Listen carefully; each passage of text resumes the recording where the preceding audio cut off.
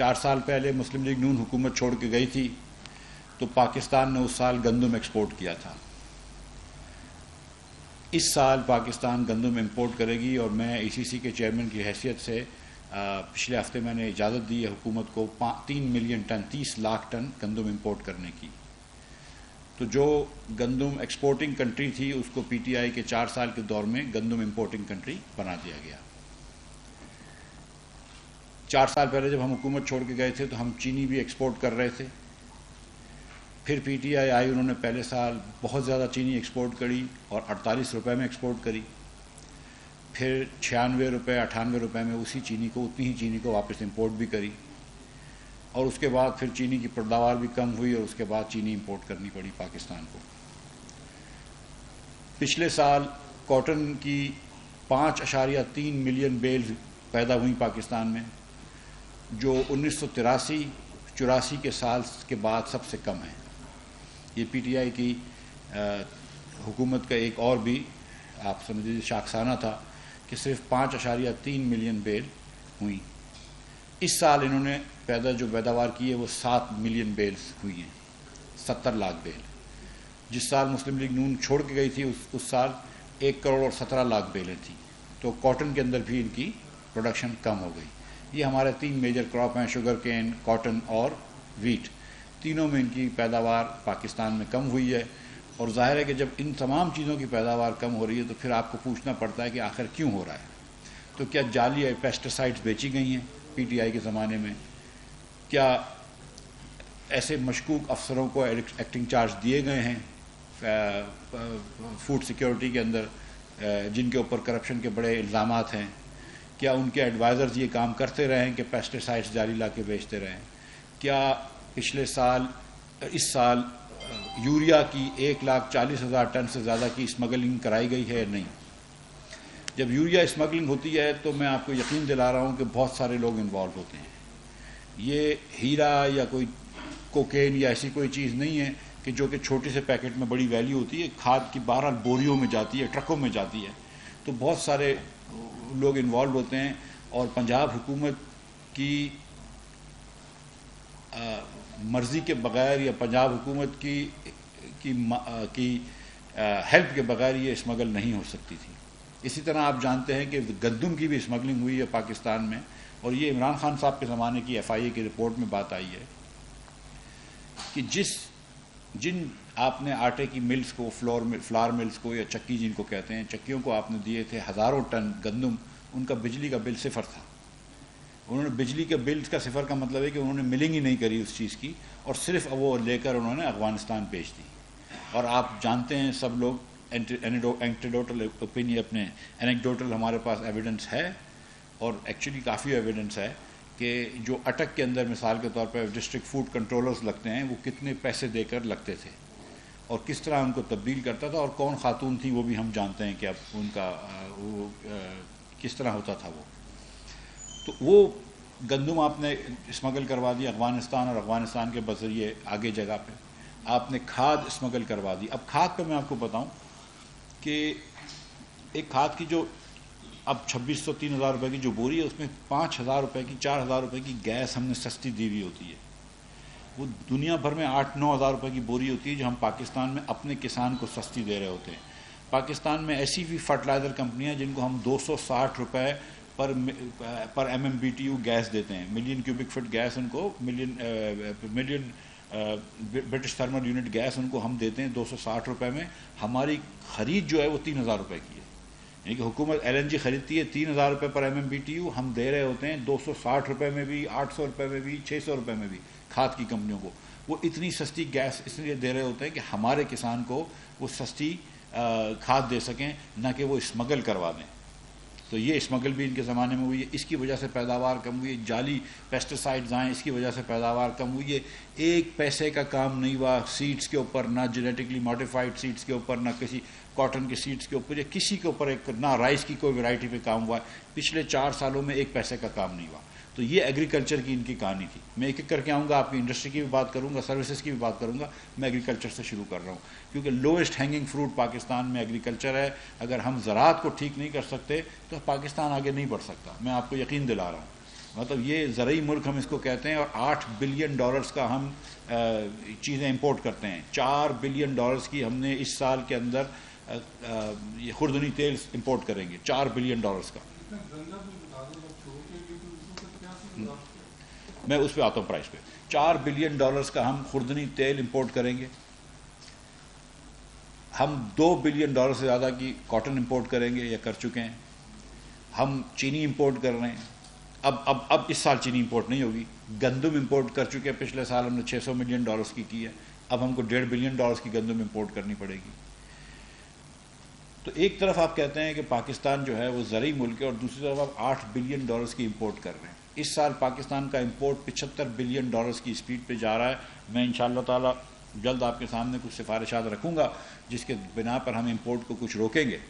لیکن اس وقت پاکستان کی جو امپورٹ کی اسپیڈ ہے وہ $75 بلین ہے. پاکستان کی ایکسپورٹ جو ہے وہ $30 بلین کی ہوگی. ریمیٹنس بھی $30 بلین کی انشاءاللہ آ جائیں گی. تو پھر بھی $15 بلین کا تجارتی خسارہ ہوگا، 45 بلین کا تجارتی خسارہ ہوگا، اور کرنٹ اکاؤنٹ ڈیفیسٹ 15 بلین سے تجاوز کرے گا. گندم اس وقت انٹرنیشنل مارکیٹ میں بہت مہنگی ہو گئی ہے، لیکن پاکستان میں آٹا جو ہے وہ آپ جانتے ہیں جب نواز شریف صاحب چھوڑ کے گئے تھے حکومت، یا مسلم لیگ چھوڑ کے گئی تھی حکومت، تو $35 کا تھا. آج وہ $80-90 کا آٹا ملتا ہے. ہم نے چینی شہباز شریف صاحب جب سے آئے تو ہم نے یوٹیلیٹی اسٹورز کارپوریشن میں بھی 85 سے کم کروا کے 70 کر دی ہے. آج بھی وہ $70 کی مل رہی ہے، اور جب تک وہ اسٹاکس رہیں گے 70 کی ملے گی. اور پھر اس کے بعد میں نے ان سے کہا کہ میرے پاس آئیے گا، میں پھر انشاءاللہ تعالیٰ کوئی نہ کوئی آپ کو سبسڈی دے دوں گا، تو آپ چینی سستی دیتے رہیں لوگوں کو. ہم گھی کے اوپر بھی تقریباً $150-200 کی سبسڈی دے رہے ہیں، $195 کی، شاید $190 کی سبسڈی دے رہے ہیں. تو گھی بھی ہم یوٹیلیٹی اسٹورز کارپوریشن سے سستا بک رہے ہیں. لیکن یہ چیزیں خان صاحب کی حکومت میں ناقابل برداشت مہنگی ہوئی ہیں، جس کے اندر ڈی ویلیویشن کا بھی تعلق تھا، اور جس کے اندر ناقص اکنامک پالیسیز کا بھی تعلق تھا. اور بالکل صحیح بات ہے کہ جس میں انٹرنیشنل قیمتیں بڑھنے کا بھی تعلق تھا. جو کووڈ کا شاک ملا ہے وہ بہت پاکستان کی معیشت کے لیے شاک تھا، لیکن فائنینشلی حکومت کے لیے وہ اچھا ثابت ہوا، کیونکہ $4 بلین سے زیادہ کی تو G20 کنٹریز نے آپ سے ری پیمنٹ نہیں مانگی، وہ آپ کو ڈیفر کر دی. تو $4 بلین وہ بچ گئے. اس کے علاوہ IMF نے آپ کو $1.5 بلین ایمرجنسی فنڈز دیے جو اسٹیبلائز نہیں ہوتے. مقصد یہ ہے کہ IMF عموماً لون دیتی ہے تو آپ کے بینک، اسٹیٹ بینک کو لون دیتی ہے جس کا ڈالر اسٹیٹ بینک میں رہتے ہیں، لیکن روپی کمپوننٹ منسٹری آف فائنانس کو نہیں جاتا. یہ جو $1.5 بلین دیا IMF نے، اس کا روپی کمپوننٹ بھی منسٹری آف فائنانس کو گیا، تو وہ بھی ایک فائدہ ہوا. اس کے علاوہ دنیا بھر سے بھی لون لیے، ڈپازٹ جس کو آپ کہتے ہیں. تو یہ عمران خان صاحب کی حکومت کو یہ کووڈ کی وجہ سے فائنانس بڑا فائدہ ہوا، لیکن عوام کو وہ ریلیف نہیں پہنچا سکے، اور عوام کے پاس صرف مہنگائی گئی. پھر اپنی حکومت کو بچانے کے لیے آخر وقت پہ انہوں نے یہ پیٹرول کی قیمت کے اندر پیٹرول کی کمی کر دی. آپ کو یاد ہے کہ $160 یا $62 کا تھا، $160 کا تھا غالباً، اس کو $10 کم کر کے $150 کا پیٹرول کر دیا، ڈیزل 145 کا کر دیا. جبکہ اس دن سمجھی تھی کہ بڑھاؤ، لیکن بڑھایا نہیں بلکہ مزید $10 کم کر دیا. اور اس وقت $80-85 کا $90 کا تیل تھا، آج $110 کا تیل ہے، تو تیل بڑھ گیا ہے. اب پیچھے سے وہ کہہ رہے ہیں کہ ہم پیٹرول نہیں بڑھا رہے، اگر ہم بڑھائیں گے تو بھی ہم گناہ گار، نہیں بڑھاتے تو بھی ہم گناہ گار. وہ عمران خان صاحب یہ بارودی سرنگ بچھا کے گئے، اور یہ خوش ہو رہے ہیں، اس پہ یہ لڈیاں ڈال رہے ہیں. لیکن سوچنا تو یہ چاہیے کہ مسلم لیگ نون کا تو جو بھی اگر آپ سیاسی ڈیمیج کرنا چاہ رہے ہیں، آپ نے پاکستان کی معیشت کس نیچ پہ لے کے آ گئے. آج اگر عمران خان کی پالیسیز کی وجہ سے معیشت جو ہے وہ پیٹرولیم اور ڈیزل سبسڈی پہ $120 ارب کا نقصان کر رہی ہے ماہانہ، جو 3 گنا ہے ہماری سویلین حکومت سے، تو اس کا ذمہ دار تو عمران خان ہی ہے نا، اس کا ذمہ دار کوئی اور تو نہیں ہے. آج جب اسد عمر صاحب جا کے کرٹیسائز کر رہے ہیں، یا عمران خان صاحب کہہ رہے ہیں کہ روپیہ ڈی ویلیو ہو رہا ہے، تو بھائی ڈی ویلیویشن کنگ تو تم ہو، سب سے زیادہ ڈی ویلیویشن تو آپ نے کری ہے. ہم تو $115 پہ ڈالر چھوڑ کے گئے تھے، آپ جو ہے وہ 180 تک لے کے گئے تھے، 189 پہ لے کے گئے تھے. آپ اس پہ تو اس وقت تو ڈی ویلیویشن پہ آپ لڈیاں ڈالتے تھے کہ ڈی ویلیویشن ہو گئی، بڑا کمال کر دیا. 179 سے 190 سے 182 ایک دن 2 دن میں آیا ہے شہباز شریف صاحب کی وجہ سے، کہ شہباز شریف آئیں گے تو بہتری آئے گی، یہ کانفیڈنس تھا. مگر یہ جو عمران خان صاحب نے جو ہلچل مچا رکھی ہے، جو ایک طوفان مچا رکھا ہے پاکستان میں، جھوٹ کا طوفان مچا رکھا ہے. کبھی پتہ نہیں اب غدار ہم لوگوں کو کہنا شروع کر دیا. عمران خان کے بقول بغیر عمران خان کے پورا پاکستان غدار ہے. افواج پاکستان کے سربراہ بھی غدار ہیں، وہ بھی سارے افسران غدار ہیں، سارے سیاستدان بھی غدار ہیں، سارے لوگ بھی غدار ہیں، جرنلسٹ بھی غدار ہیں. صرف ایک عمران خان ایماندار رہ گیا، ایک عمران خان اچھا مسلمان رہ گیا، ایک عمران خان اچھا پاکستانی رہ گیا، باقی منحاس القوم ہم لوگ بیکار ہیں سب. تو یہ بڑی عجیب سی وہ ہے. اور یہ جو ادم مچایا ہوا ہے اس کی وجہ سے پولیٹیکل انسرٹنٹی ہے. آج یہ پولیٹیکل انسرٹنٹی پاکستان میں نہیں ہو تو شہباز شریف جس دن آیا تھا اس دن تو 182 روپے کا تھا، ڈالر ہو گیا تھا. اس کے بعد یہ بات کرتے ہیں کہ ہم نے ایکسپورٹ بڑھایا ہے. بالکل ایکسپورٹ بڑھا ہے، 25% سے ایکسپورٹ بڑھا ہے. اس میں آپ دیکھ لیجئے کہ پرائس افیکٹ کتنا ہے اور کوانٹٹی افیکٹ کتنا ہے. بالکل آپ یہ دیکھ لیجئے. پہلے 3 سال مسلم لیگ گئی تو ان کا ایکسپورٹ ایک پیسہ نہیں بڑھا. پہلے سال ایکچولی کم ہو گیا، دوسرے سال پھر برابر آیا، اور تیسرے سال جب یہ تیسرے سال بھی ہمارے دوسرا سال کووڈ تب کافی کم ہو گیا، تیسرے سال ہمارے برابر آیا. پہلے سال $500 ملین کم تھا ہم سے، دوسرے سال $2.5 بلین کم ہوا، اور تیسرے سال ہمارے لاسٹ ایئر سے $400 ملین بڑھا ہے. اس سال جا کے بڑھا ہے. لیکن آپ پرسنٹیج آف ورلڈ ایکسپورٹ دیکھ لیجئے کہ جب پوری دنیا کا ایکسپورٹ بڑھ رہا ہو تو آپ کا پرسنٹیج آف ورلڈ ایکسپورٹ تو وہیں کھڑا ہوا ہے. امپورٹ 50% بڑھا ہے. تو یہ اس بات پہ بڑے خوش ہوتے ہیں کہ ہم نے ایکسپورٹ 25% بڑھا لیا، جس پہ ہم گزارش کرتے ہیں کہ اس میں پرائس افیکٹ زیادہ ہے کہ 6,000 روپے کی روئی 18,000 روپے کی ہو گئی تو ٹی شرٹ اور شرٹوں کی قیمت مہنگی ہو گئی. تو پھر امپورٹ بڑھتا ہے تو اس پہ آپ کچھ نہیں بولتے، اس پہ آپ بولتے ہیں یار پرائس بڑھ گئی. تو بھائی پرائس تو دونوں چیزوں پہ بڑھی ہے نا، امپورٹ پہ بڑھی ہے، ایکسپورٹ پہ بھی بڑھی ہے. لیکن امپورٹ 50% بڑھا ہے، ایکسپورٹ 25% بڑھا ہے. تو یہ آپ دیکھ لیجئے، تناظر میں دیکھ لیجئے کہ امپورٹ کیوں بڑھ رہا ہے. بھائی گاڑیوں کے $2 بلین سے زیادہ کے موبائل فون کیوں آ رہے ہیں، خوردنی تیل اتنا کیوں آ رہا ہے، گندم کیوں امپورٹ ہو رہا ہے کیونکہ آپ نے گندم پیداوار نہیں کری. روئی کی امپورٹ کیوں ہو رہی کیونکہ آپ نے مناسب روئی پیداوار نہیں کری. چینی کیوں امپورٹ ہو رہی ہے کیونکہ آپ چینی کی امپورٹ کرنے میں ناکام رہے. مطلب یہ بیسک چیزیں جب آپ امپورٹ کر رہے ہیں تو پھر مشینری کی کیا بات کر رہے ہیں. کیا machinery as a percentage of total import بڑھی ہے؟ نہیں بڑھی. آپ نے 1 پیسے کا جو عمران خان صاحب نے جب ان کی حکومت ہم چھوڑ کے گئے تھے، اور انفیکٹ ہمارے چھوڑنے کے 1 مہینے بعد 30 جون 2018 کو پاکستان کا قرضہ تھا 24,952.9 ارب روپے.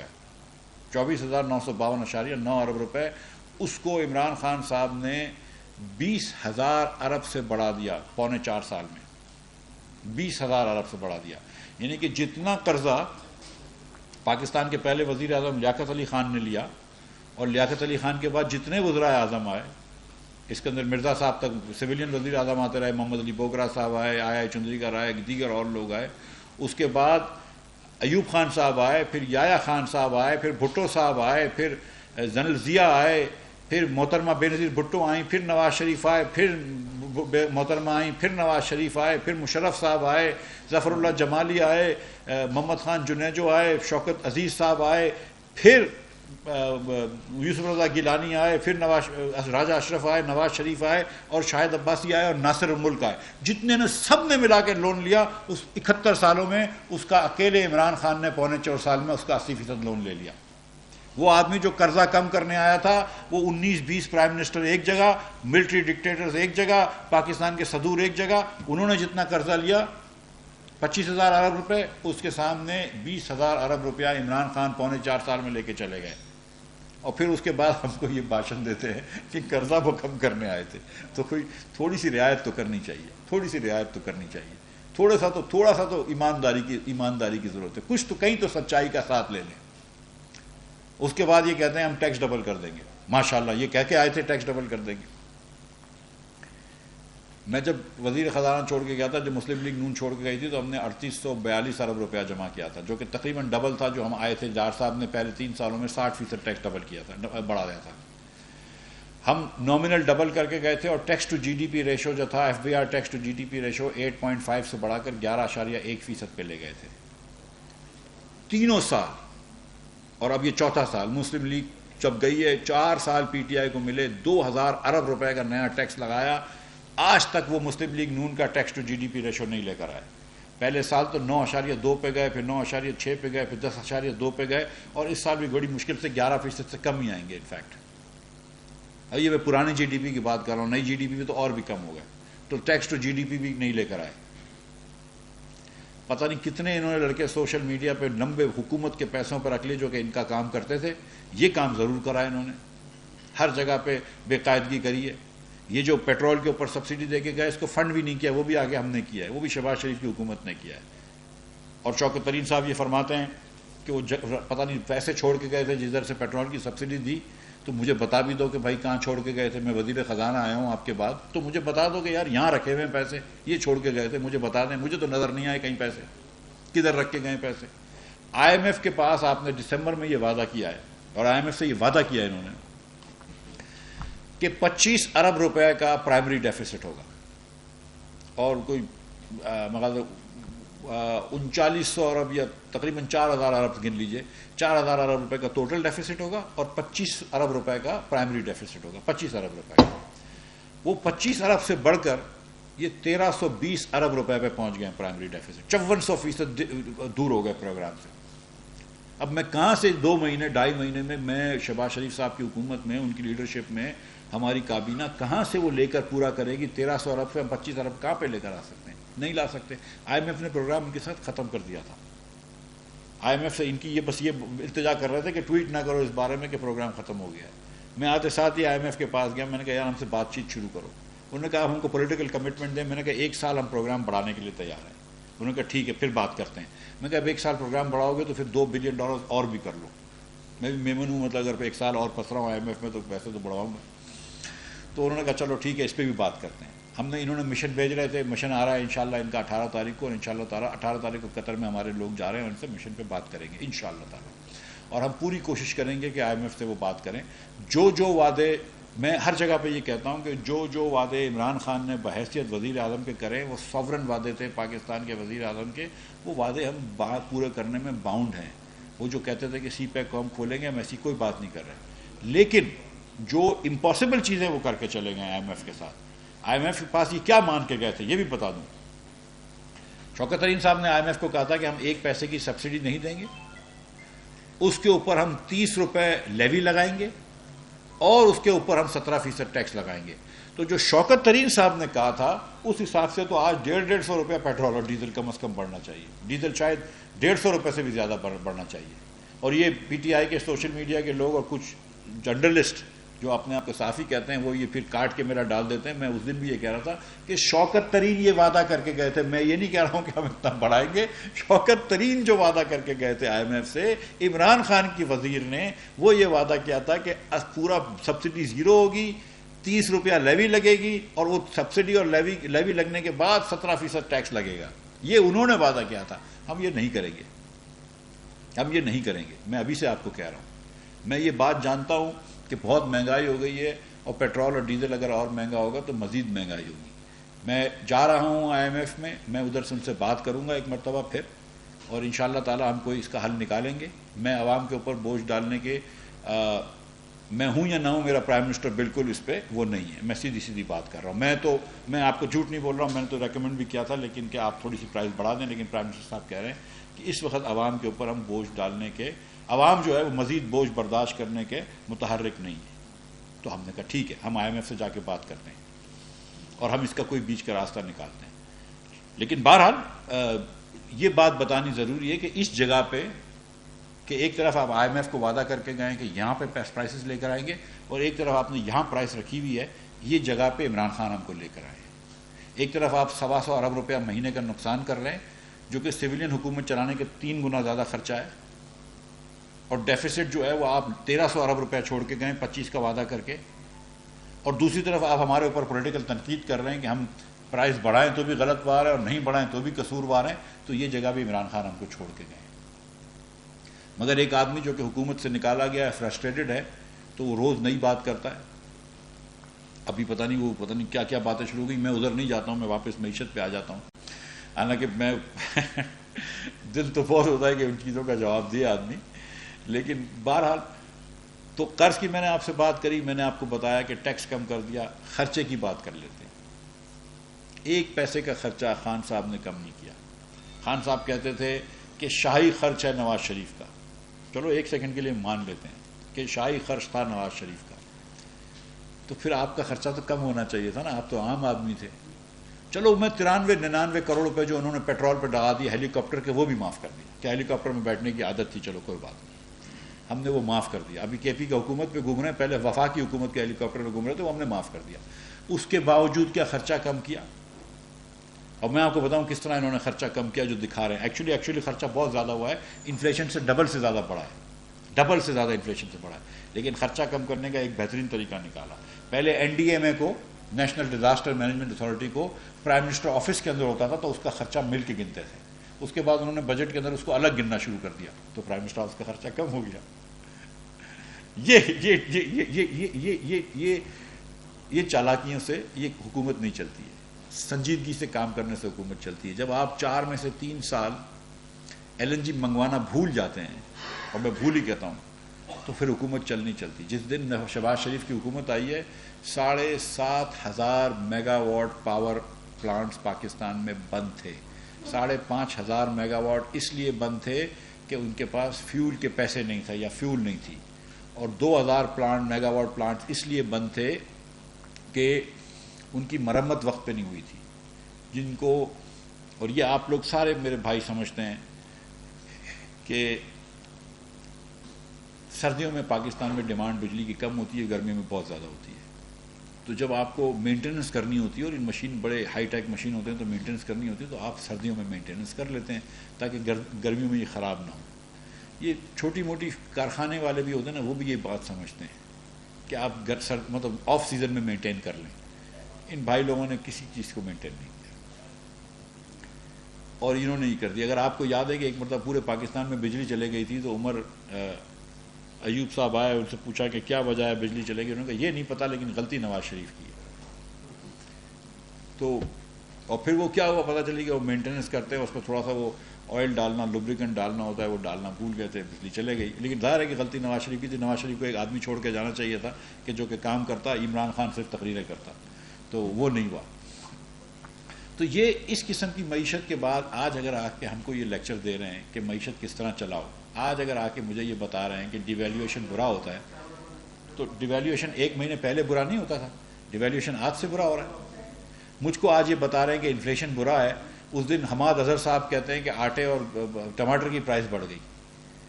میں کہا چلو کفر ٹوٹا خدا کر کے. عمران خان تو کہہ رہا تھا کہ میں ٹماٹر کی پرائس دیکھنے ہی نہیں آیا ہوں. تو میں تو اس وقت بھی کہہ رہا تھا کہ شہباز شریف ٹماٹر کی پرائس کا ذمہ دار ہے. مفتاح اسماعیل تو خیر وہ ادنا سا وہ منسٹر ہے, لیکن شہباز شریف کی تمام ذمہ داریاں ہیں. ٹماٹر کی پرائس پاکستان میں بڑھتی ہے, مرغی کی پرائس بڑھتی ہے, پیٹرول کی پرائس بڑھتی ہے, کسی چیز کی پرائس بڑھتی ہے, ہماری ذمہ داری ہے. مناسب کابینہ ہماری ذمہ داری ہے, اور انشاءاللہ تعالیٰ ہم یہی کرنے آئے ہیں. عوام کی زندگی آسان بنانے آئے ہیں اور بنائیں گے. اور معیشت کے اندر میں آپ سے یہ جو میں آپ کو پیغام دینے آیا ہوں وہ یہ ہے کہ اس وقت حکومت کا پیٹرول کی پرائس بڑھانے کا کوئی ارادہ نہیں ہے. تو آج آپ کوئی ایئرپورٹ پہ باہر جا کے لائنیں نہ لگائیں پیٹرول پمپ پہ. ڈیزل کی اور پیٹرول کی پرائس نہیں بڑھ رہی. نمبر میں دوپہر سے بتا رہا ہوں تاکہ لوگ گرمی میں جا کے لائنیں نہ لگائیں. اور نمبر 2 وہیں رہیں گی. اور نمبر 2 میں نے سمری بھیج دی ہے پرائم منسٹر صاحب کو. پرائم منسٹر صاحب نہیں ہے, لیکن جو مجھے کبھی امید ہے کہ پرائس نہیں بڑھے گی.